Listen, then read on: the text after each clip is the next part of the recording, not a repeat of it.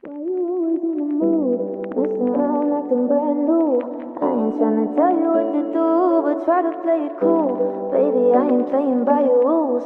Everything look better with a view. Why you always in the mood? Messing around acting brand new.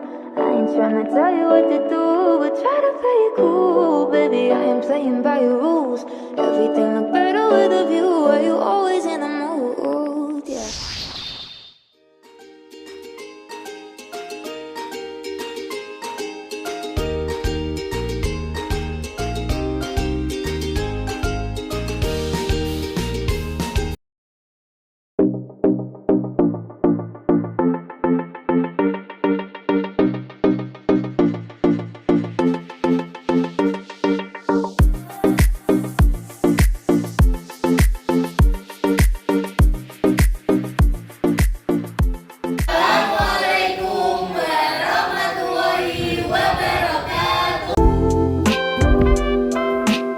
Air sabun, air jeruk, air garam, dan air cuka.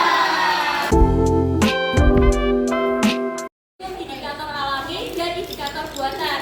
Kunyit, bunga telang, bunga kenikir, bunga sepatu. Kertas lakmus biru dan kertas lakmus merah. Bisa kita lihat nih ya, bisa tremor. Harus pakai dua tangan. Larutan yang fair.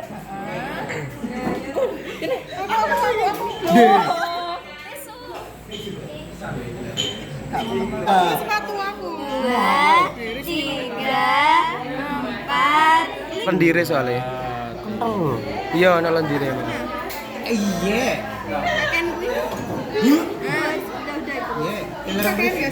Kakek.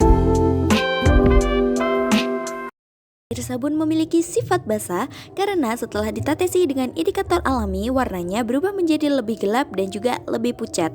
Serta hal ini juga mengubah kertas lakmus merah menjadi warna biru dan kertas lakmus biru tetap menjadi warna biru. Selanjutnya, untuk larutan air jeruk dan juga air cuka memiliki sifat asam karena setelah ditetesi dengan indikator alami, warnanya berubah menjadi lebih cerah.